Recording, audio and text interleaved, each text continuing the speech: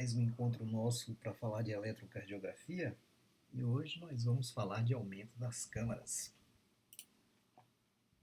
Lembrando aos senhores que o ECG não é uma modalidade de imagem direta, né, como a ressonância, como a tomografia, e nem como o ecocardiograma.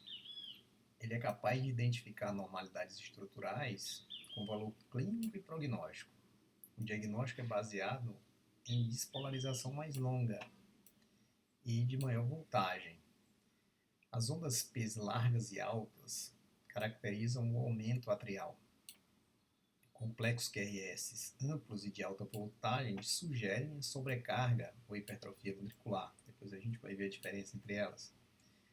Lembrando que os critérios são específicos, mas são pouco sensíveis, porque como não é modalidade de imagem direta, pode passar muitos aumentos de câmaras ou de sobrecargas de hipertrofia podem passar, ou podem não se manifestar em alteração eletrocardiográfica e, portanto, um eletrocardiograma normal não exclui uma hipertrofia. Bom, vamos para o aumento atrial, então. Como vocês lembram, a despolarização atrial é caracterizada pela onda P, a inscrição da onda P no eletrocardiograma.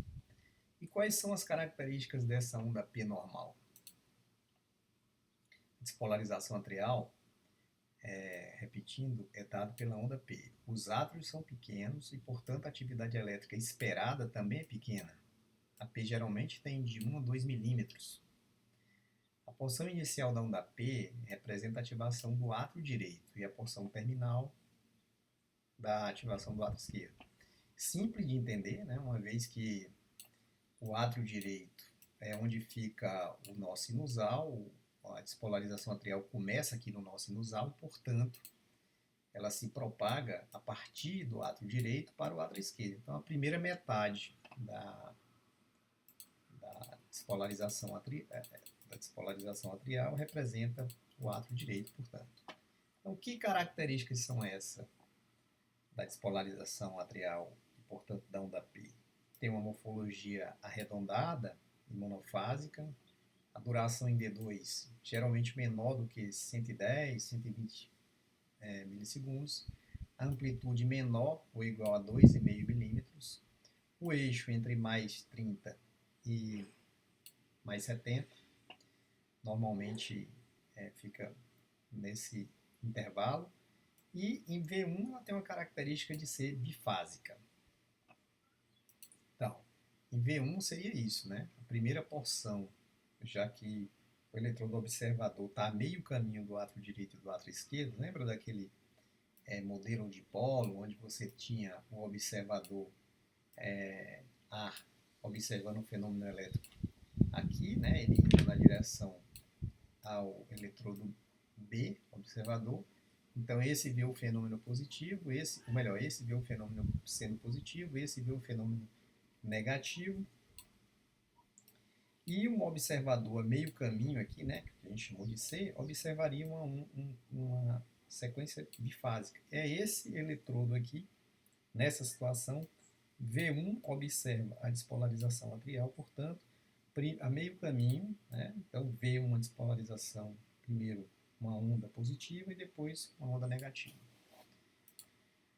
Então, a sobrecarga atrial direita, também chamada de P pulmonale, né, tem uma característica das doenças da válvula pulmonar, né, principalmente da estenose pulmonar, caracterizaria um aumento do átrio direito e, portanto, ficou assim conhecida. Seria uma amplitude de P maior ou igual a 2,5 milímetros em D2, ou maior que 1,5 milímetro em V1, aquela porção inicial. Uma morfologia pontiaguda e apiculada, uma duração normalmente normal e um eixo desviado para a direita.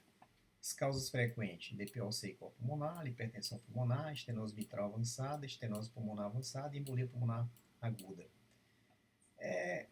Normalmente lembra bem a história do dromedário, né?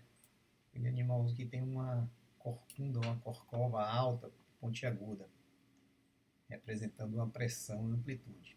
Se você gostou, não esquece, tá? Deixa seu like aí. dar aquela chamada na rapaziada e a gente seguir adiante para que a gente consiga gravar mais vídeo. A gente precisa do apoio de vocês para que esse seja um ponto de encontro para a gente falar de eletrocardiografia, de eletrocardiograma. Vamos ver se a gente consegue discutir sobre esses assuntos e seguir adiante nesse aprendizado tão importante no estudo da medicina como um todo, e principalmente da cardiologia. Um abraço a todos, tudo de bom.